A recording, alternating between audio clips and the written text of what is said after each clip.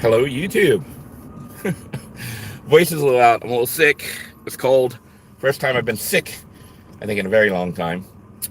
Um, Anyhow, I had to do something this morning that I normally don't do, but I did it out of concern um, because I thought it was a little unusual. At one of the locations where I park, I had seen this really nice sports car, BMW sports car, and it's often there when I park also. And one day when I was there, I think my alarm's going off. One day I was there in my RV, and I saw who was there, and it was this little old lady, like probably in her 70s. And I saw her get into the BMW and drive off, and I was like, that's interesting. I thought maybe the lady was, you know, a manager or worker or something. I don't know, even though she was like 70 something. She looked too old to be working. But she got in the car and drove off, and I didn't think too much of it then. Except this morning, I woke up and noticed the car again, because I'd seen it there numerous times. But this time during the daytime when I got up, because I'm heading out to meet my daughter, and I noticed the woman was like slumped over the front seat. Yeah, it's like a little two-seater, the little BMW Sportster. It's not like a big car. It's a little tiny two-seater convertible. That's what it is. It's one of those really nice ones. But I noticed the lady was slumped over in the front seat.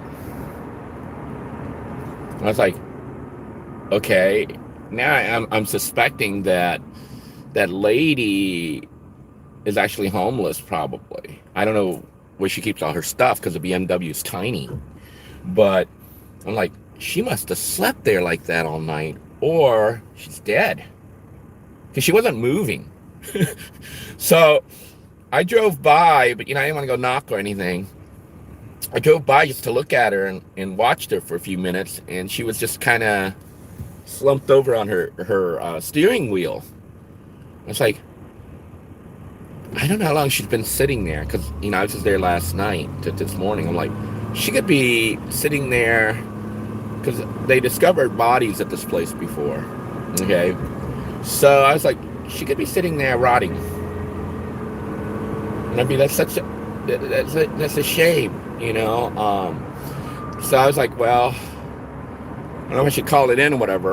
And then to my luck, there were two police officers sitting there in their SUV a couple aisles down. So I actually drove up to the police officers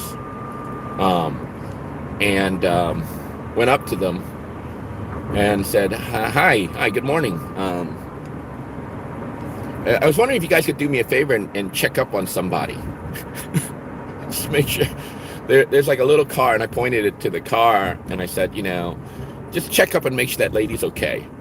And apparently those cops, they're like, they know that area, and they were like, oh yeah, that's the homeless row. A lot of times the people go there to sleep. They're homeless, so they sleep there. So the police are aware of that, that section, and they leave those people alone. But so I was like, well, okay, that's good, as long as they're aware of it. And he said they often, they'll cruise by there every day just to make sure everybody's all right. So I was like, okay, that's good. So I know she's not sitting there rotting in her car. And so then I was about to head out, and then I did notice they did go at my request. It took them like a minute or two to get themselves ready and call it in, I guess. But they ended up going up to her car and checking on her. Then I noticed they were standing by the car, and I think the window might got rolled down. So she was awake. She was not dead, thankfully. Okay. Thankfully, they did respond when I asked them. Just